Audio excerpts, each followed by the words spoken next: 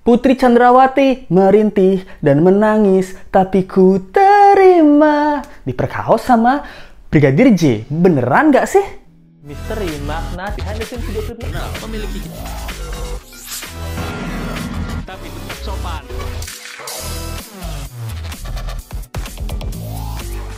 Hai, apa kabar? Kembali lagi di Let's Go. Apa kabar kalian semua? Semoga kalian baik-baik aja. Let's Go mau update tentang kasus Brigadir J ya, yang katanya kemarin nih udah dites kebohongan para tersangka, tapi ternyata tersangkanya jujur.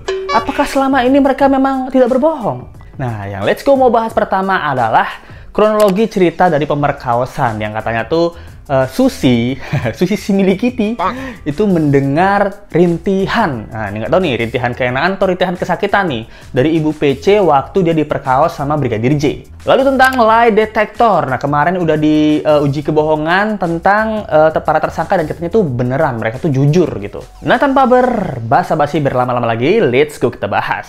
Nah, let's go pertama mau bahas tentang ini nih. Pengakuan Susi asisten Sambo itu yang katanya mendengar rintihan dari Putri Chandrawati. Tapi sebelumnya yang kita tahu ya, Let's Go kan pernah bahas bahwa adanya kecurigaan si Kuat Ma'ruf ini, si Kuat yang tahan lama ini, ada hubungan spesial sama Putri Chandrawati. Tapi ini tuh dibantah sama Kabareskim Polri gitu, Komjen Agus Adrianto. Dia mengatakan bahwa dan menepis bahwa isu-isu tentang perselingkuhan si Kuat Ma'ruf, si ikan bawal ini sama Ibu Putri ini nggak ada.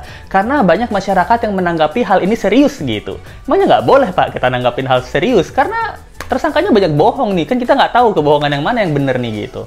Dia bilang tuh nggak terbukti adanya keterangan dari para saksi bahwa si Kuat Ma'ruf ini ada hubungan terlarang sama Putri Chandrawati. Ini termasuk, udah lihat nggak chat-chatan, history chatnya gitu, udah termasuk dalam barang-barang bukti seperti itu nggak? Kalau cuma dari keterangan saksi ya, siapa yang mau ngaku? Kecuali Baradae doang sama Deolipa kemarin. Kalau dari chat-chatannya mungkin bisa dicek lagi sekali.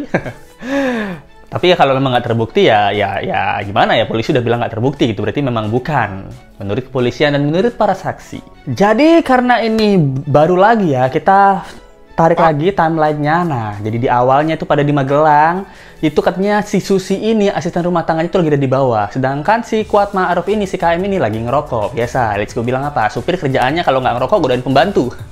Itu kan kerjaan supir. Nah, dan tanggal 4 Juli 2022 waktu di Magelang, nah si KM ini ngelihat Kuat Ma'ruf, siapa namanya?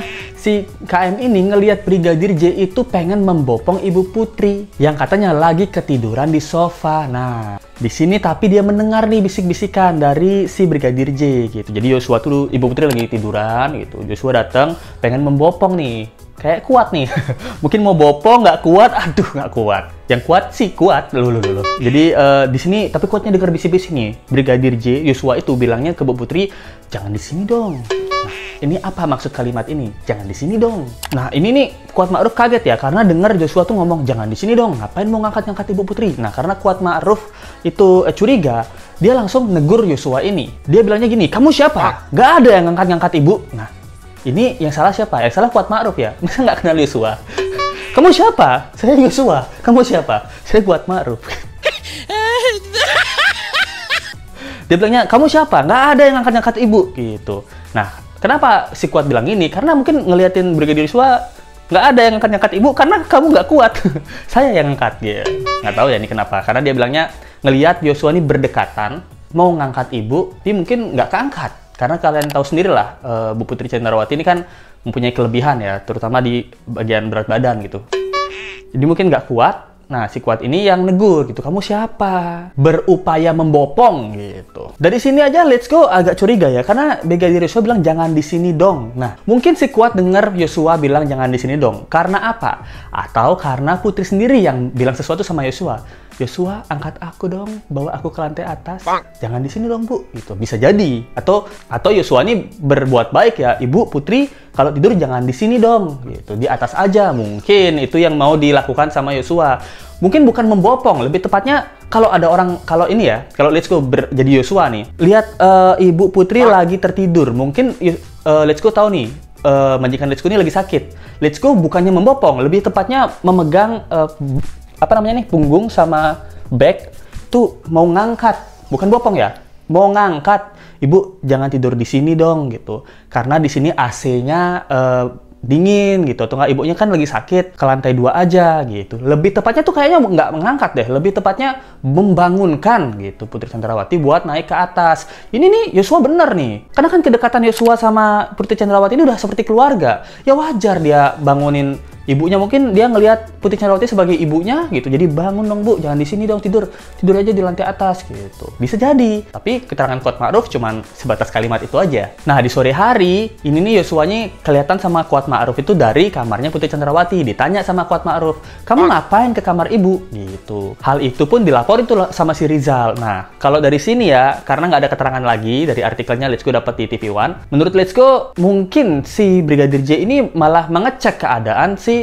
Ibu Putri ya, karena tadi mau berbuat baik tapi ditahan sama si bundelan ini, langsung kan ngecek berarti ke atas, habis itu ibu gimana, udah baikan belum gitu. Pas keluar ditanya, "Kamu ngapain ke kamar Ibu Putri?" gitu. Harusnya sih ada jawab dari Brigadir J ya, tapi di artikel ini di Kuat Ma'ruf ini dia tidak mengatakan bahwa jawaban apa yang ada dari mulutnya si Yosua. Nah, pas malam hari ini nih Putri Chandrawati tuh bilang, karena rambutnya acak-acakan, bajunya acak-acakan, bilangnya dia diperkaos sama Yosua. Nah, ini dia asal muasal atau cikal bakal terjadinya kasus pembunuhan ini.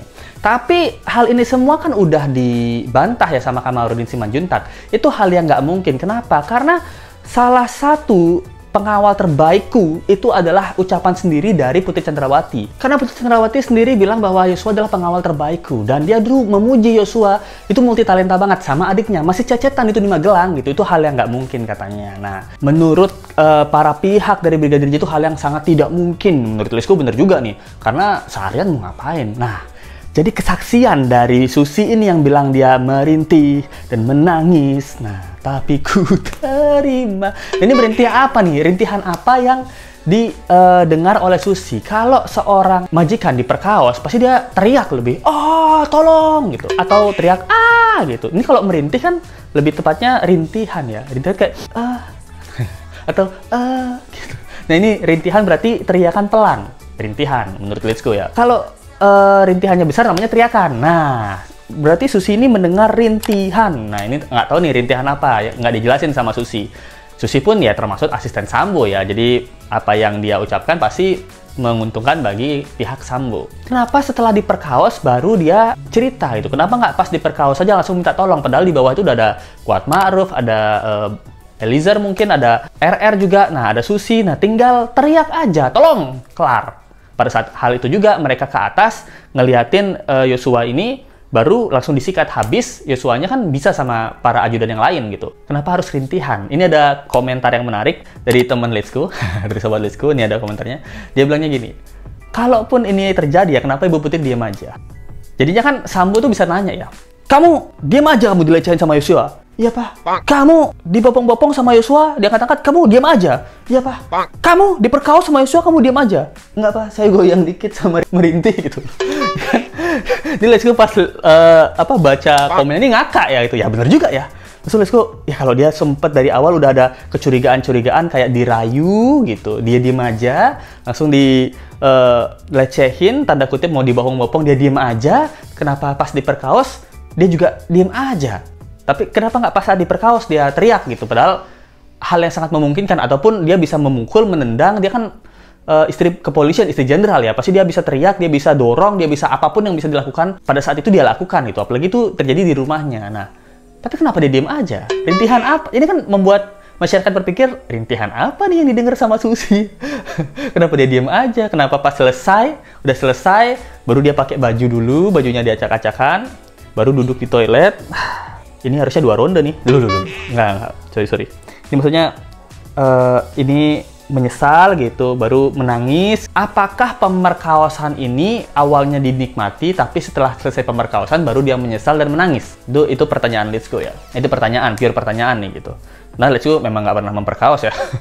Jadi nggak tahu kalau orang memperkaos itu apa yang dirasakan dan dilakukan gitu. Apakah shock, apa karena kondisi PC yang kurang sehat pada saat tersebut gitu. Jadinya pas diperkaos, mungkin dia kira suaminya dia, pas dia buka mata, loh kok suami saya nggak seganteng ini? Loh. Bisa jadi, ternyata baru dia lihat, ternyata Yosua gitu. Makanya setelah selesai, baru dia pikir, oh saya kira suami saya. tapi ternyata kamu Yosua gitu. Baru dia menyesal dan merasakan saya diperkaos. Nah, ini bisa terjadi ya. Jadi ya teori-teori ini bisa terjadi gitu. Jadi ya apakah pelecehan itu terbukti?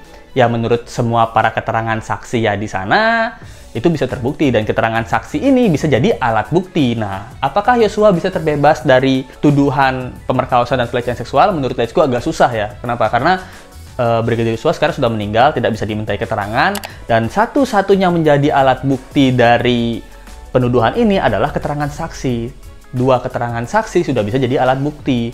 Kalau saksinya Kuat Ma'ruf bilang Ibu PC diperkaos, sedangkan dari korbannya sendiri, Ibu PC bilang dia diperkaos, tambah lagi Susi, udah 3 nih keterangan saksinya. Dan itu bisa dijadikan salah satu alat bukti untuk menuduh Yosua atau menduga Yosua melakukan pemerkosaan. Tapi keanehannya kenapa tadinya bilang di Duren 3 jadi di Magelang ya, itu harusnya diselidiki lagi sama kepolisian. Nah, omongan mereka ini udah diuji juga sama lie detektor itu, sama alat uji kebohongan. Jadi ditanya, kamu gimana?